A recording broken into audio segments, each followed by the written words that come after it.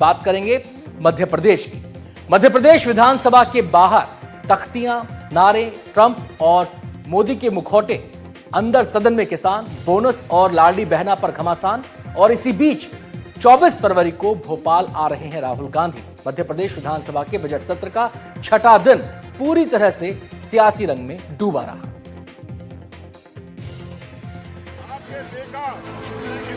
मध्य प्रदेश विधानसभा में कार्रवाई शुरू होने से पहले विधानसभा परिसर में कांग्रेस विधायकों ने भारत अमेरिका ट्रेड एग्रीमेंट के विरोध में जोरदार प्रदर्शन किया। हाथों में तख्तियां, जमीन पर बैठकर नारेबाजी। कल मध्य प्रदेश की राजधानी भोपाल में राहुल गांधी और मल्लिकार्जुन खड़गे आने वाले हैं और यहां आज देखिए कि किस तरह से कांग्रेस विधायकों का प्रतीकात्मक विरोध है। सामने दो मुखौटों में डोनाल्ड ट्रंप और प्रधानमंत्री नरेंद्र मोदी के मुखौटों में कांग्रेस विधायक खड़े हैं और इस तरह से एक रेड कारपेट बिछाया गया है। हाथ में अलग अलग तख्ती लिए हैं। सरसों का किसान, मक्के का किसान, किसान को ठेके पर चढ़ाया, खेती को बाजार बनाया। देखिए, मोदी ने देश में किस प्रकार किसानों के आंसू को न देखते हुए ट्रंप के लिए रेड कारपेट बिछा दिया है। और ये रेड कारपेट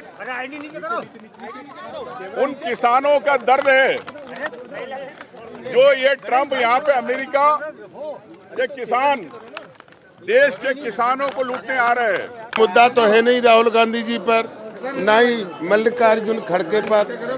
ये इस प्रकार की गलत जानकारी देना, किसान को भ्रमित जानकारी देना, ये उनके आदत में बन गया है। जितना मध्य प्रदेश सरकार ने किया, माननीय मोदी जी ने किया, ये कांग्रेस और राहुल गांधी जी को सोचने का समय उनको निकालना चाहिए। अभी एआई समिट में भी कांग्रेस ने जो वहाँ गंदा प्रदर्शन किया, भाई आपका भरी हमारी राजनीतिक दृष्टि से कुछ दुविधा हो सकती है, लेकिन देश की इज्जत तो सबसे पहले रखो। देश का मान सम्मान बढ़ाने के लिए दुनिया भर के एआई से जुड़े हुए लोगों को बुला करके बड़ा कार्यक्रम हुआ, लेकिन कपड़े खोलकर कांग्रेस ने अपनी गंदी मानसिकता का परिचय दिया। कांग्रेस को माफी मांगना चाहिए, राहुल गांधी को माफी मांगना चाहिए महाकाल दरबार में जाकर के कि अगली बार ऐसी गलती नहीं करेंगे। बाहर किसानों के नाम पर विरोध था तो अंदर मुख्यमंत्री डॉक्टर मोहन यादव ने किसानों के लिए बड़ा ऐलान कर दिया। कहा, सरकार ने सरसों पर भी भावांतर योजना लागू करने का फैसला लिया है। ओलावृष्टि से बर्बाद हुई फसलों का मुआवजा जल्द देने की भी बात कही गई। हमारी सरसों के रकबों में पूर्व की तुलना में, क्योंकि सिंचाई का रकबा हमारा बड़ा है, तरह से इस सरसों के उत्पादन को भी प्रोत्साहन देने की नीति पे काम कर रहे हैं। यही कारण है कि वर्तमान में अभी सरसों के भाव 5500 से लेकर 6000 तक है। अगर उड़द लगाएंगे तो हम उसको प्रोत्साहन देने के लिए हमारी सरकार ने एक निर्णय लिया है। 600 रुपये प्रति कुंटल का अलग से बोनस हमारी सरकार के द्वारा दिया जाएगा। साथ ही दलहन में भी हमारा राज्य बहुत तेज गति से आगे बढ़ रहा है। आज की स्थिति में दलहन में हम देश भर में नंबर 1 पे है और इसमें और आगे बढ़ाने के लिए हमने अपने मसूर, चना फसल, ये प्राइस सपोर्ट स्कीम के अंतर्गत चना 6.49 लाख मेट्रिक टन किसानों को लेकर हमारी सरकार लगातार काम कर रही है। ऐसे में कहीं ओला, कहीं बारिश या कोई नुकसानी हुई है तो हमने सभी कलेक्टरों को उनके सर्वे कराते हुए यथायोग्य प्रकार से, यहाँ तक कि हमने तो पीला मोज़ेक तक में सरकार के माध्यम से पहली बार देश में किसानों को मुआवजा दिलाने का प्रयास किया था। हालांकि छठे दिन सदन में सबसे ज्यादा शोर लाडली बहना योजना को लेकर हुआ। कांग्रेस विधायक महेश परमार ने पूछा, नई पात्र बहनों का पंजीयन कब शुरू होगा? महिला एवं बाल विकास मंत्री निर्मला भूरिया ने जवाब दिया, अभी समय सीमा बताना संभव नहीं। सरकार के जवाब से असंतुष्ट कांग्रेस विधायकों ने नारेबाजी करते हुए सदन से वॉकआउट कर दिया। तो मुख्यमंत्री मोहन यादव जी ने कहा धीरे धीरे सना, कब धीरे धीरे? आज क्या लाडली बहनें सरकारी सभाओं को सफल बनाने के लिए है? क्यों आप लगभग 8 लाख प्रति वर्ष बहनों के नाम बढ़ रहे हैं? इन 3 सालों में लगभग 25 लाख बहनें वंचित रह गई। 60 वर्ष की ऊपर वाली आयु की बहनें जिनको सबसे ज्यादा आर्थिक लाभ चाहिए, उन बहनों के नाम काटे जा रहे हैं। तो आप सोचिए इनकी कथनी और करनी में अंतर है। सरकार बनाते समय इन लोगों ने झूठ बोला, लाडली बहनों के साथ धोखा किया, आधी आबादी के साथ धोखा। मैं लाडली बहनों को यही कहना चाहता हूँ, बहनों को सिर्फ बहनों सरकार के बनाने के लिए इनको आपकी आवश्यकता है, बाकी इनको कोई आपकी आवश्यकता नहीं है। भोपाल के गांधी मेडिकल कॉलेज में एमबीबीएस की छात्रा की संदिग्ध मौत का मामला भी सदन में गरमाया।